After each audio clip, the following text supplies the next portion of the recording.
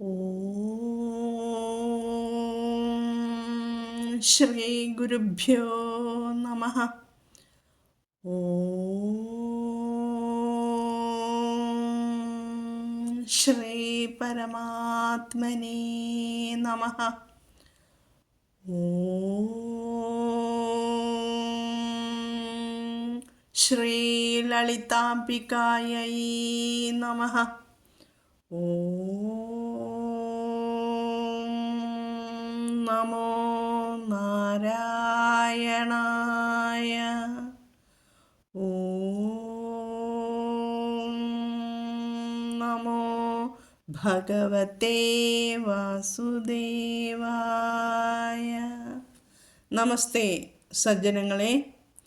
നമ്മൾ കഴിഞ്ഞ 2 ഭാഗങ്ങളിലായി 23-ാം ശ്ലോകത്തിലെ ഗുരു ഗുരുതമഃ എന്ന നാമങ്ങളെക്കുറിച്ചാണ് മനസ്സിലാക്കിയത്.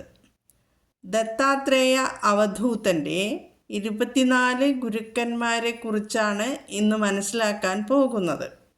ആമുഖമായി കഴിഞ്ഞ ഭാഗത്ത് ശ്രീകൃഷ്ണ ഭഗവാന്റെയും ഉദ്ധവൻ്റെയും സംഭാഷണം പറഞ്ഞു തന്നു.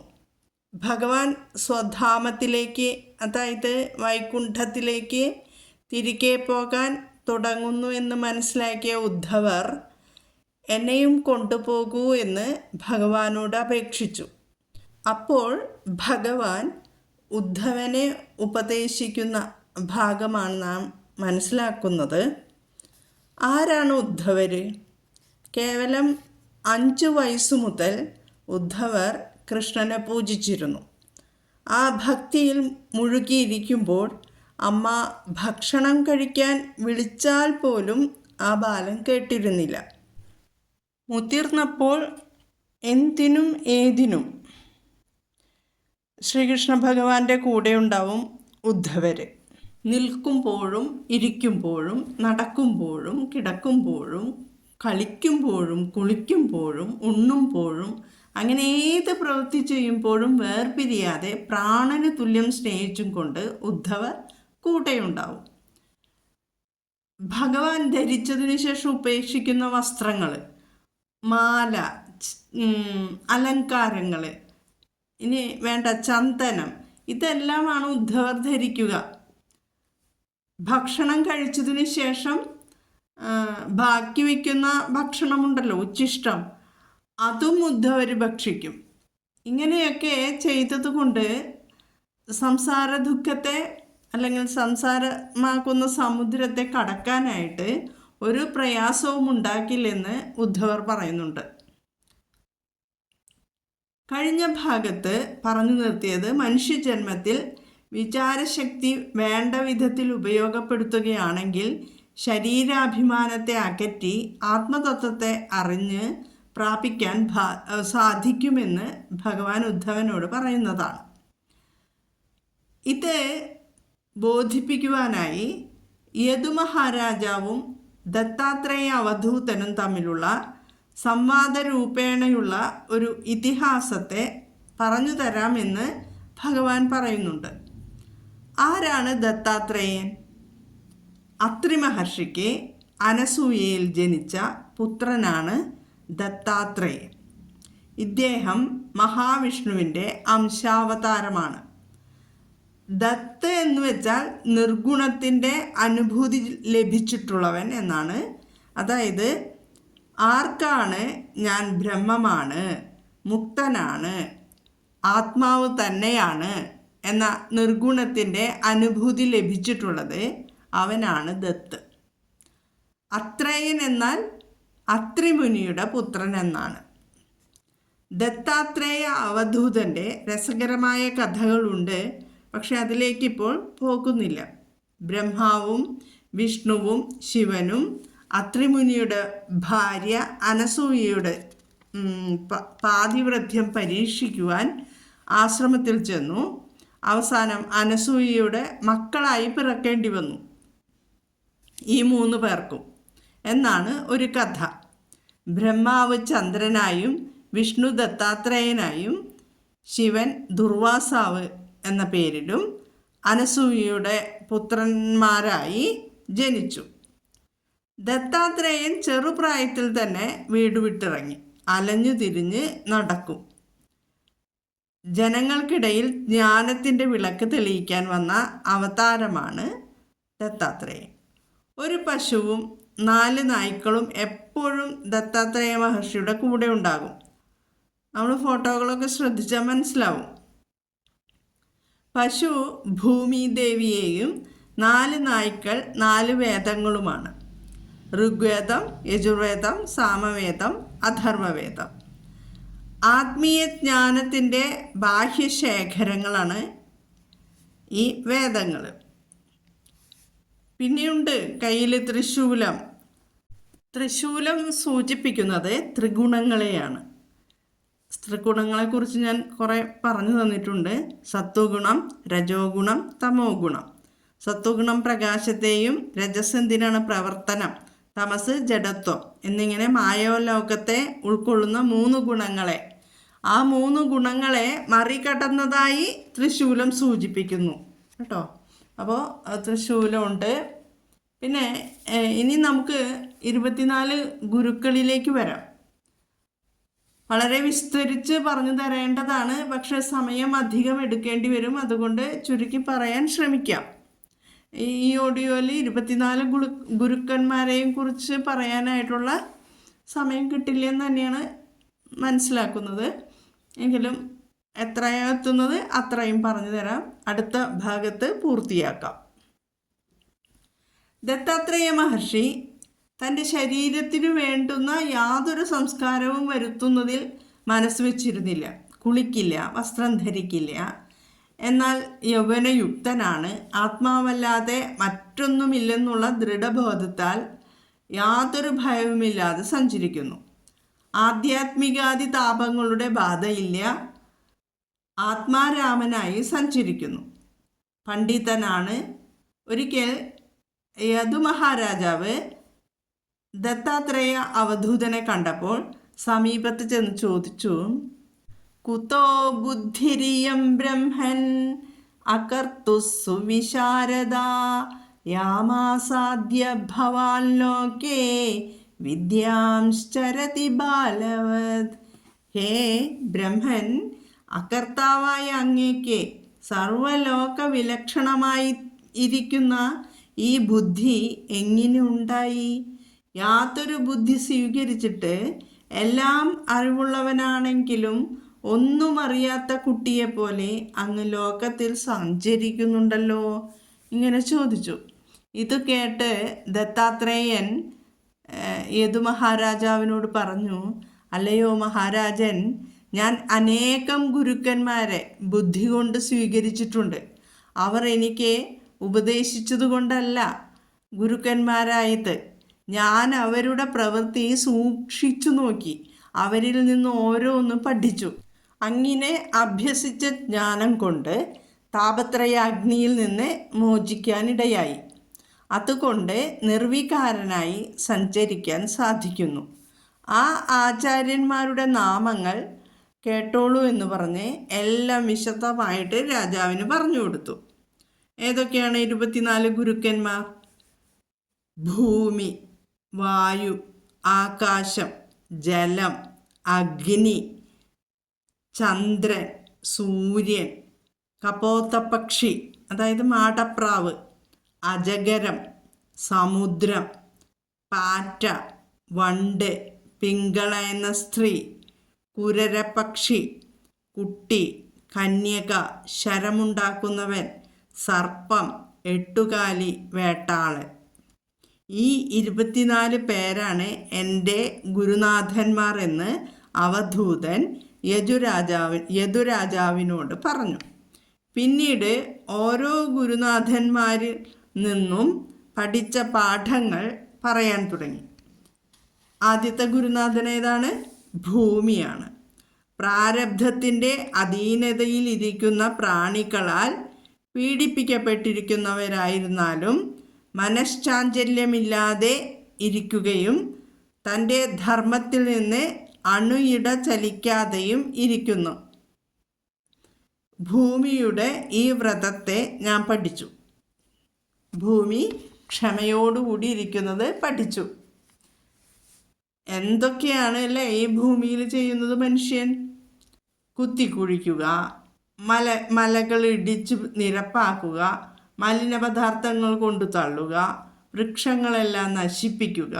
എന്ത് ചെയ്താലും വികാരമൊന്നുമില്ലാതെ ക്ഷമയോടെ സഹിക്കുന്നില്ലേ ഈ ഭൂമി? ഭൂമിയുടെ വികാരങ്ങളായ വൃക്ഷങ്ങളും പർവ്വതങ്ങളുടെയും കാര്യങ്ങളോ ഒന്ന് ചിന്തിച്ചു നോക്കൂ. തങ്ങളുടേതെല്ലാം മറ്റുള്ളവർക്ക് കൊടുക്കുന്നു. അതിൽ നിന്ന് അവയെപ്പോലെ ത്യാഗിയായി ജീവിക്കണമെന്ന് മനസ്സിലാക്കി. പ്രാരബ്ധത്തിനടിമപ്പെട്ട ചിലർ തന്നെ ദ്രോഹിക്കുകയാണെങ്കിൽ പോലും അതിന് പ്രതിക്രിയ ചെയ്യുകയോ മനസ്സ് ക്ഷോഭിക്കുകയോ ചെയ്യാതെ ക്ഷമയോടെ ജീവിക്കണം സാധകൻ എന്ന അറിവാണ് ഭൂമിയിൽ നിന്ന് സ്വീകരിച്ച പാഠം എന്ന് ദത്താത്രേയൻ പറഞ്ഞു. രണ്ടാമത്തെ ഗുരു വായു അല്ലേ? വായുവിൽ നിന്ന് 2 കാര്യങ്ങളാണ് പഠിച്ചത്. ശരീരത്തിനകത്തുള്ള പ്രാണവായുവിൽ നിന്ന് ശരീരം നിലനിൽക്കാൻ മാത്രം ആവശ്യമുള്ളതും ഇന്ദ്രിയങ്ങൾക്കും മനസ്സിനും ക്ഷോഭം തട്ടാത്ത വിധത്തിലുള്ളതും ജ്ഞാനത്തിന് നാശം വരാത്ത തരത്തിലുള്ളതുമായ അല്പാഹാരം മാത്രം കഴിച്ചാൽ മതി സാധകൻ എന്ന പാഠം മനസ്സിലാക്കി. ഇനി പുറത്തുള്ള വായുവിൽ നിന്നും പഠിച്ച പാഠം, വിഷയങ്ങളെ സ്വീകരിക്കുന്നുവെങ്കിലും അവയിൽ ആസക്തിയില്ലാതെ ഇരിക്കണം എന്ന് പഠിച്ചു. എല്ലാ ദിക്കിലും ശുദ്ധമായും അശുദ്ധമായും ഇരിക്കുന്ന എല്ലാ പദാർത്ഥങ്ങളിലും പ്രവേശിച്ചു കൊണ്ടിരിക്കുന്ന വായു ഒന്നിലും പറ്റാതെ എല്ലാറ്റിലും സമനായിരിക്കുന്നു. വായു സുഗന്ധ ദുർഗന്ധാദികളുള്ള പുഷ്പാദി പദാർത്ഥങ്ങളോട് ചേർന്നാലും വായുവിന് ഗന്ധ സംബന്ധമില്ല. സുഗന്ധത്തോട് ചേരുമ്പോൾ തത്കാലം ഗന്ധസംബന്ധമുള്ളതുപോലെ തോന്നുന്നു എന്നു മാത്രം. സ്ഥിരബന്ധം ഇല്ല. വായു ഒന്നിനോടും ബന്ധപ്പെടാതെ സഞ്ചരിക്കുന്നത് പോലെ യോഗി നിസ്സംഗനായി സഞ്ചരിക്കണമെന്ന് വായുവാകുന്ന ഗുരുവിൽ നിന്ന് മനസ്സിലാക്കി. ഇനി മൂന്നാമത്തേത് ആകാശത്തെക്കുറിച്ചാണ് പറഞ്ഞത്. എല്ലാ വസ്തുക്കളുടെയും അകവും പുറവും നിറഞ്ഞിരിക്കുന്നുണ്ടെങ്കിലും അവ കൊണ്ട് ആകാശത്തിന് മുറിവുണ്ടാകുന്നില്ല. അതുപോലെ ആത്മാവ് എല്ലാത്തിൻ്റെയും അകവും പുറവും നിറഞ്ഞിരിക്കുന്നു.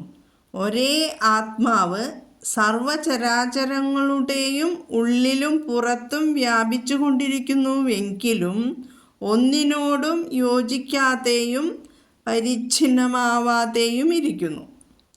ശരീരരൂപേണ പുറത്തും ആത്മരൂപേണ അകത്തും വർത്തിക്കുന്നുണ്ടെങ്കിലും ആത്മാവ് ശരീരമല്ല, ശരീരം ആത്മാവുമല്ല. ഇതേ വിധമാണ് ആകാശത്തിൻ്റെയും സ്ഥിതി. ഈ നിസ്സംഗതയാണ് ആകാശത്തിൽ നിന്ന് പഠിച്ചത്. കാലത്തിൻ്റെ സൃഷ്ടികളായ ഗുണങ്ങളിൽ നിന്നും ഉണ്ടായവയും അഗ്നി, ജലം, അന്നം മുതലായവയുടെ വികാരങ്ങളുമായ ദേഹങ്ങൾ മേഘം ആകാശത്തെ എന്ന പോലെ ആത്മാവിനെ ആശ്രയിച്ചു നിൽക്കുകയാണ്. മേഘത്തോട് ആകാശം ബന്ധപ്പെടാത്തതുപോലെ ദേഹത്തോട് ആത്മാവിനും ബന്ധമില്ല. ഈ തത്വം ആകാശത്തിൽ നിന്ന് മനസ്സിലാക്കി. ഇനി നാലാമത്തെ ഗുരുവിലേക്ക് പോകാം. ജലം. ജലം സ്വാഭാവികമായി നിർമ്മലവും മൃദുവും മാധുര്യമുള്ളതും അശുദ്ധി തീർക്കാൻ കഴിവുള്ളവയുമാണ്. അതുപോലെ സ്വയം ശുദ്ധനായി മറ്റുള്ളവരെ ശുദ്ധീകരിക്കാൻ കഴിവുള്ളവനായി എല്ലാവർക്കും പ്രിയപ്പെട്ടവനായി ജീവിക്കണമെന്ന് ജലത്തിൽ നിന്ന് പഠിച്ചു. അഞ്ചാമത്തെ ഗുരുവായി അവധൂതൻ പറയുന്നത് അഗ്നിയെയാണ്. അഗ്നി തപസ്സുകൊണ്ട് തേജസ്വിയായും ആർക്കും അതിക്രമിക്കാൻ കഴിയാത്ത ഉഷ്ണത്വാദി ഗുണങ്ങളുള്ളതും സകല വസ്തുക്കളെയും ദഹിപ്പിക്കാൻ കഴിവുള്ളതും അശുദ്ധിയേൽക്കാത്തതുമാകുന്നു. അതുപോലെ എപ്പോഴും പരമേശ്വര ധ്യാനത്തോടു കൂടിയ മുനിയും ആത്മപ്രകാശം, തപോബലം, അതിക്രമിക്കാൻ കഴിയാത്ത മാഹാത്മ്യം എന്നിവ ഉള്ളവനും പിന്നേക്ക് കരുതാതെ കിട്ടുന്നത് അപ്പോൾ തന്നെ ഭക്ഷിക്കുന്നവനും യാതൊരു പാപവും ഇല്ലാത്തവനുമായിരിക്കണം എന്ന് അഗ്നിയിൽ നിന്ന് പഠിച്ചു. കല്ല്, മരം, വിറക് മുതലായവയിൽ അസ്പഷ്ടമായാണ് അഗ്നി ഉള്ളത്, അല്ലേ? എന്നാൽ വിറക് മുതലായവയിൽ കത്തിപ്പിടിപ്പിക്കുമ്പോൾ സ്പഷ്ടമാണ്. അഗ്നിക്ക് സ്വതേ രൂപമില്ല. ഏതൊന്നിൽ അഗ്നി പ്രവേശിക്കുന്നുവോ അതിൻ്റെ ആകൃതിയിൽ വിളങ്ങും. നീളമുള്ളതിൽ നീളത്തിൽ, വട്ടമുള്ളതിൽ വട്ടത്തിൽ, ചെറുതിൽ ചെറുതായും വലുതിൽ വലുതായും. ഇതേപോലെ ആത്മാവിനും യാതൊരു ആകൃതിയുമില്ല. സൃഷ്ടിക്കപ്പെടുന്ന ശരീരങ്ങളുടെ സ്വരൂപത്തിൽ ആത്മാവ് പ്രകാശിക്കുകയാണെന്നും അഗ്നിജ്വാലകൾ അനുനിമിഷം ഉണ്ടായി നശിക്കുന്നത് പോലെ ജീവജാലങ്ങളുടെ ഉത്പത്തിയും ലയവും എപ്പോഴും സംഭവിച്ചു കൊണ്ടിരിക്കുന്നു എന്നും വളരെ വേഗത്തിൽ സംഭവിക്കുന്നത് കൊണ്ട് അവയറിയാൻ കഴിയാത്തതെന്നും ഉള്ള അറിവുകളും ഞാൻ അഗ്നിയിൽ നിന്ന് സ്വീകരിച്ചവയാണ് എന്നാണ് അവധൂതൻ പറഞ്ഞത്. ഇനി ആറാമത്തെ ഗുരുനാഥനെ കുറിച്ചാണ് നമുക്ക് മനസ്സിലാക്കേണ്ടത്. ആറാമത്തെ ഗുരുനാഥൻ ആരാണ്? ചന്ദ്രൻ. ക്ഷയവും വൃദ്ധിയും ചന്ദ്രനല്ല, കലകൾക്കാണ്. നമുക്ക് നോക്കിയാൽ അത് മനസ്സിലാവും, അല്ലേ? ചന്ദ്രൻ്റെ വട്ടം എപ്പോഴും ഉണ്ടാവും. കല മാത്രമേ നമുക്ക് ഉള്ളതെങ്കിലും സൂക്ഷിച്ചു നോക്കിയാൽ ആ പൂർണ്ണചന്ദ്രൻ തന്നെ നമുക്ക് സാധിക്കും കാണാൻ. അതുപോലെ ആത്മാവിൻ്റെ അംശങ്ങളായ ശരീരം, മനസ്സ്, ബുദ്ധി, ഇന്ദ്രിയം ഇവയ്ക്കാണ് ഉത്പത്തിയും നാശവും. ആത്മാവിനല്ല എന്ന് ചന്ദ്രനാകുന്ന ഗുരുവിൽ നിന്ന് പഠിച്ചു. ഇനി ഏഴാമത്തെ ഗുരുനാഥൻ സൂര്യനാണ്. സൂര്യൻ രശ്മികളെ കൊണ്ട് ജലം വലിച്ചെടുത്ത് നീരാവിയാക്കി മാറ്റി മേഘങ്ങളാക്കി തീർത്ത് മഴയായി വർഷിക്കുകയും എന്നാൽ അതിൽ അഭിമാനിക്കാതിരിക്കുകയും ചെയ്യുന്നു.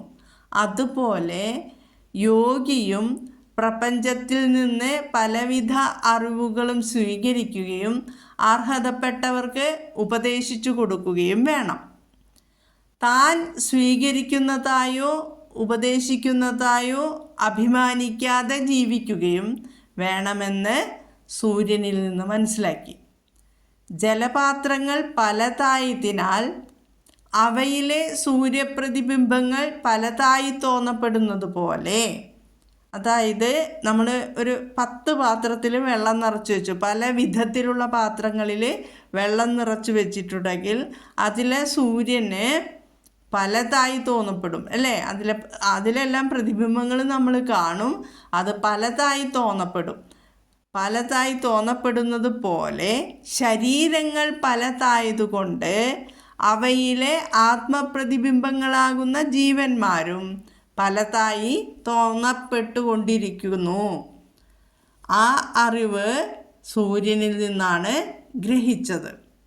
അടുത്തതായി പറയുന്ന ഗുരുനാഥൻ കപോത്തപക്ഷിയാണ്, മാടപ്രാവ്.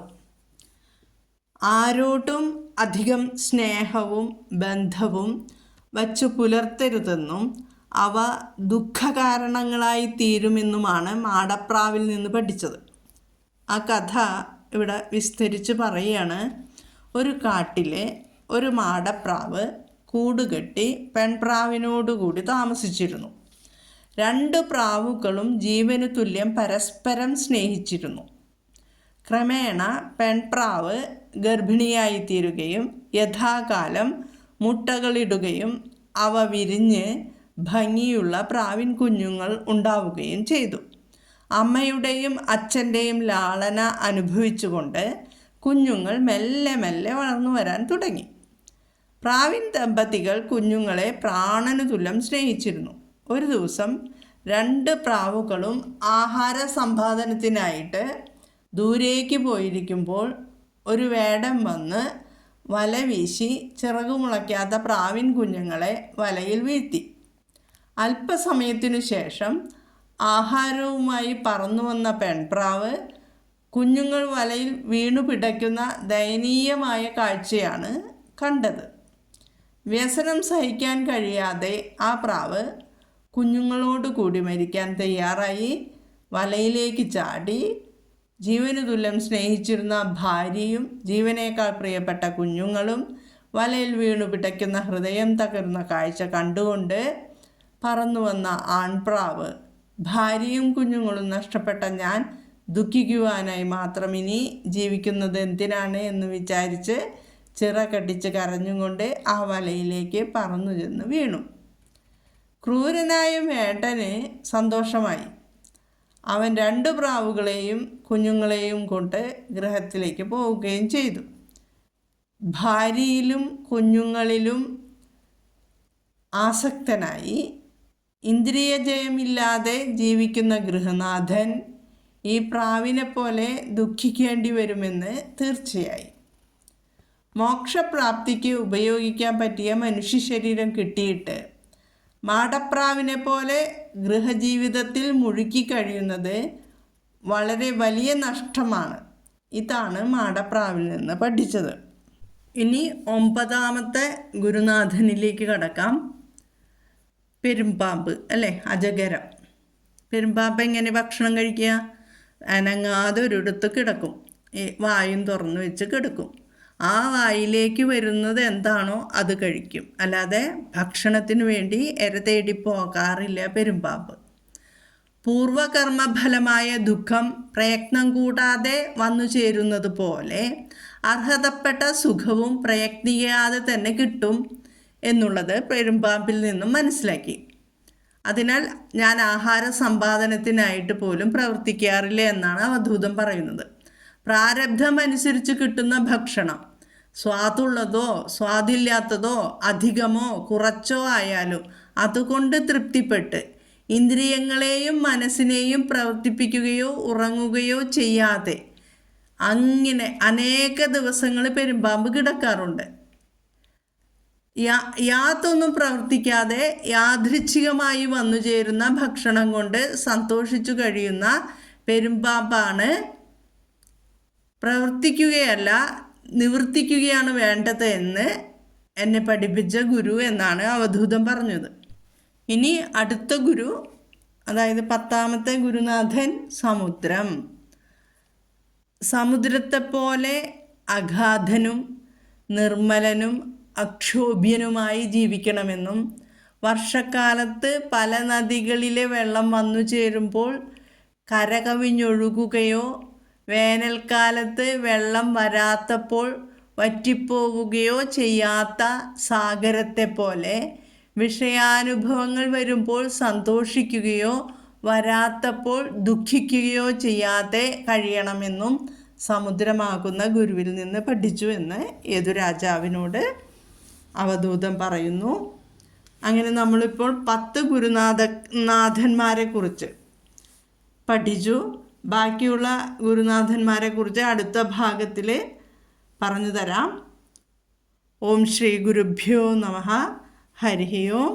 ഓം തത്സത്. ഇവിടെ പറഞ്ഞതിൽ എന്തെങ്കിലുമൊക്കെയും പിഴവുകൾ വന്നിട്ടുണ്ടെങ്കിൽ എല്ലാവരും ക്ഷമിക്കുക. ജഗദീശ്വരൻ്റെ കൃപാകടാക്ഷം എല്ലാവർക്കും ലഭിക്കട്ടെ. ഹരി ഓം. ഓം തത്സത്.